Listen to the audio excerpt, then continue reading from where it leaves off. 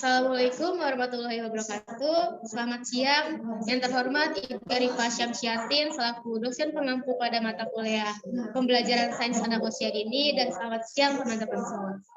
Pada kesempatan kali ini, perkenalkan, nama saya Guris Kaca selaku moderator. Kami dari kelompok 4 akan mempresentasikan hasil tugas diskusi kami, yaitu mengenai Project Based Learning Approach. Kami dari kelompok 4 yang beranggotakan ada Vinka Oktaviani, Anin Devira, Anissa Putri Oktaviani, saya sendiri Gurit Sukaca, dan Fatima Balkis. Bisa tolong di next.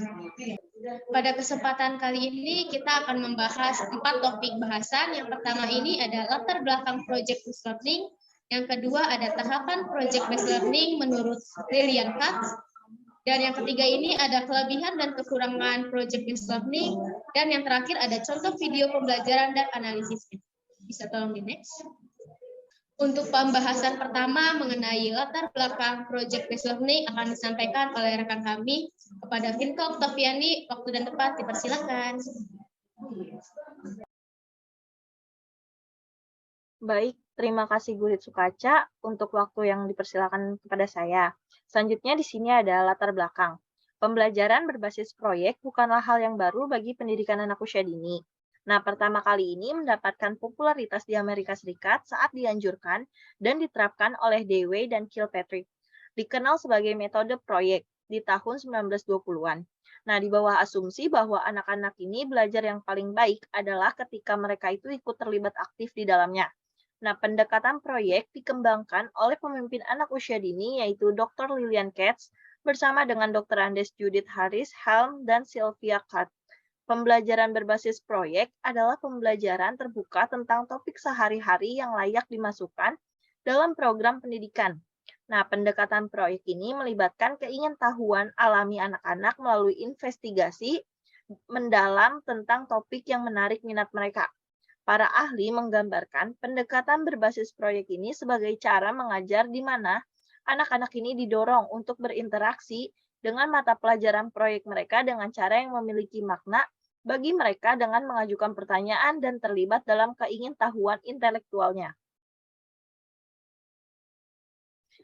Nah, pembelajaran proyek ini memberikan banyak manfaat yang berbeda dalam perkembangan anak-anak, terutama dalam mendukung perkembangan intelektual dan akademik anak-anak, terutama anak-anak yang memiliki kesempatan untuk menerapkan disposisi seperti rasa ingin tahu, memahami pengalaman, dan eksplorasi lingkungan mereka.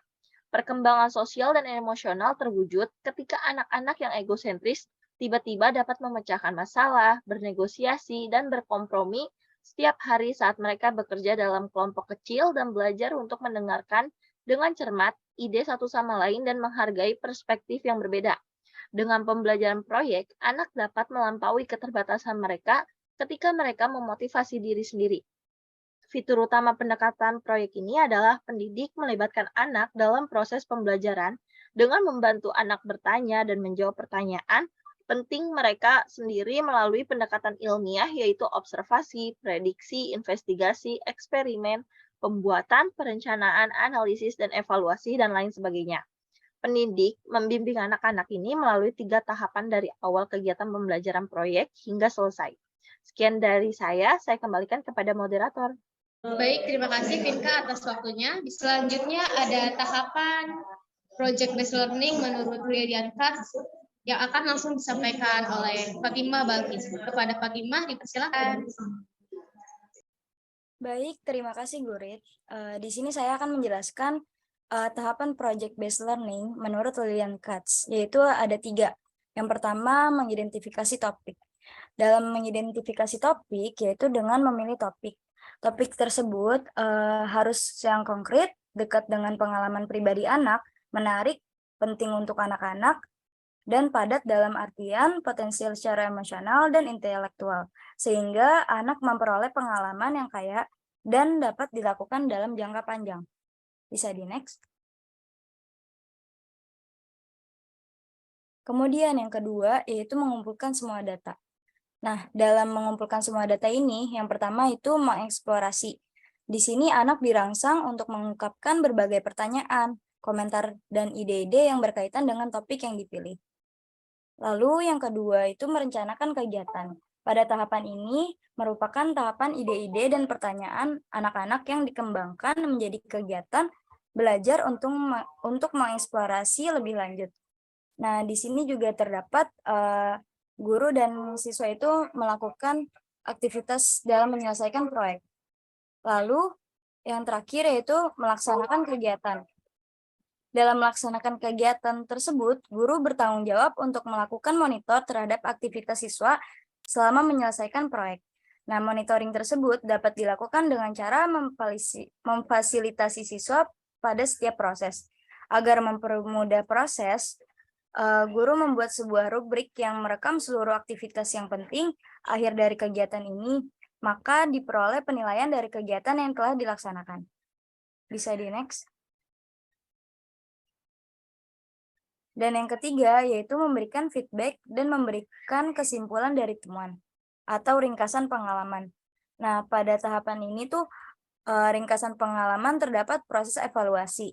Nah, proses tersebut merupakan tahapan puncak dari seluruh rangkaian pengalaman anak dalam mengeksplorasi topik pembahasan, di mana guru melakukan evaluasi bersama anak-anak, mempertimbangkan apa yang dipelajari dan apa yang akan dicapai.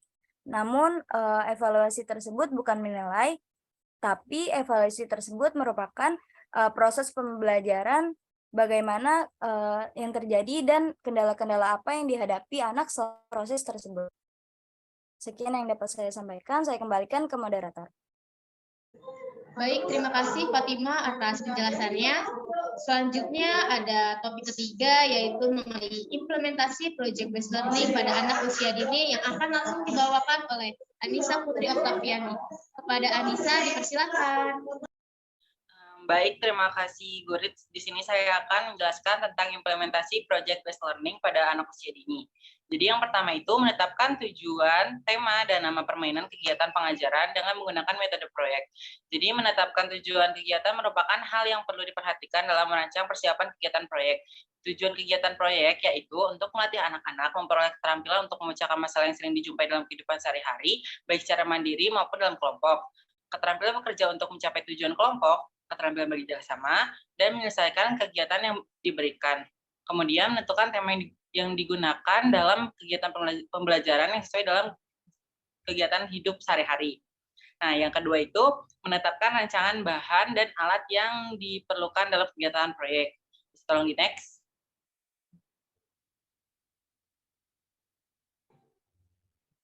Yang ketiga, menetapkan rancangan pengelompokan anak untuk melaksanakan kegiatan proyek. Dalam hal ini yang perlu diperhatikan guru yaitu pengelompokan anak harus sesuai dengan kebutuhan anak, memberikan kesempatan pada anak untuk mengembangkan kreativitasnya melalui kegiatan yang diberikan, dan memberikan kesempatan pada anak untuk belajar bertanggung jawab dengan menyelesaikan tugas yang diberikan, baik tugas individu maupun bersama dengan kelompok.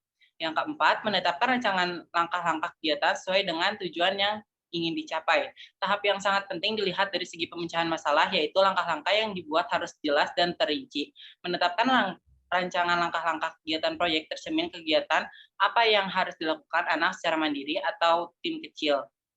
Hasil yang diharapkan untuk masing-masing kegiatan, bagaimana cara mengerjakan masing-masing bagian pekerjaan yang harus diselesaikan, bahan dan alat apa saja yang dibutuhkan untuk melaksanakan pekerjaan tersebut, dan memadukan kegiatan-kegiatan itu untuk menghasilkan suatu karya sesuai dengan tujuan pengajaran yang ingin dicapai. Dan yang terakhir, menetapkan rancangan penilaian kegiatan pengajaran dengan metode proyek.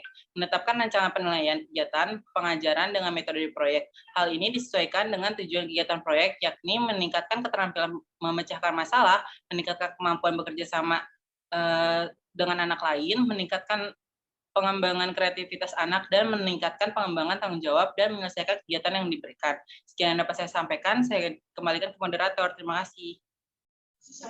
Baik, terima kasih Anissa Putri Oktaviani atas penjelasannya.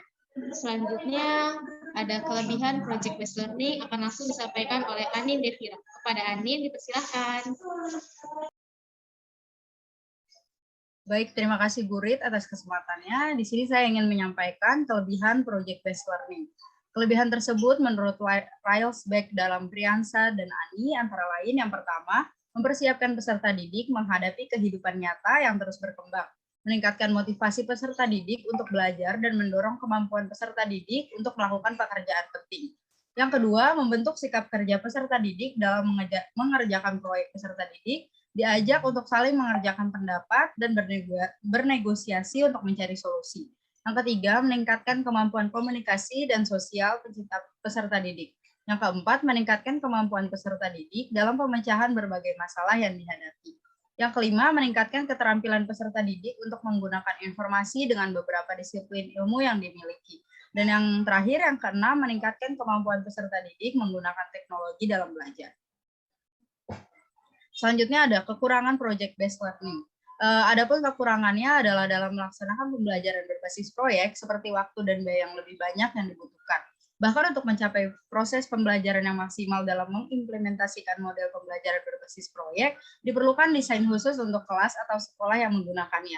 Dan juga ada kemungkinan anak yang kurang aktif dalam kerja kelompok karena ketika topik yang diberikan kepada masing-masing kelompok berbeda. Dikhawatirkan anak tidak bisa memahami topik secara keseluruhan. Sekian yang dapat saya sampaikan, saya kembalikan kepada moderator. Terima kasih. Baik, terima kasih Anin atas penjelasannya. Selanjutnya kita ke pembelajaran project based learning, analisis dari videonya. Jadi analisis yang ada di dalam video tersebut itu salah satu project based learning untuk anak usia dini ialah melalui permainan food cooking atau memasak yang menyenangkan. Kegiatan permainannya dimulai dengan mengenalkan pohon beserta buahnya, dan di dalam video yang tadi kita dipakai ialah jeruk. Jeruk ini yang berada di dalam video bermacamnya serta dikenalkan rasa dari jeruk tersebut. Kegiatan selanjutnya yaitu memperkenalkan alat dan bahan untuk permainan memasak yang menyenangkan. Lalu di dalam video tadi juga dijelaskan pada anak permainan ini tuh harus didampingi orang tua. Nah, hasil dari kegiatan tersebut ialah produk yang berupa jus jeruk. Lalu guru mengevaluasi mengenai hasil jus yang telah mereka buat. Selanjutnya, kegiatan project based learning ini adalah membuat suatu produk yang berupa gambar. Gambar tersebut itu terbuat dari cat dan manik-manik yang ditempel, serta menghitung jumlah gambar buah sesuai dengan angka yang ada di atas piring itu. Selanjutnya, kegiatan terakhir adalah ditutup dengan bernyanyi buah jeruk, serta mengevaluasi kembali mengenai kegiatan yang telah dilakukan. Sekian contoh pembelajaran dan analisisnya. Bisa tolong di next. Sekian dari kami kelompok 4 telah memaparkan project based learning approach.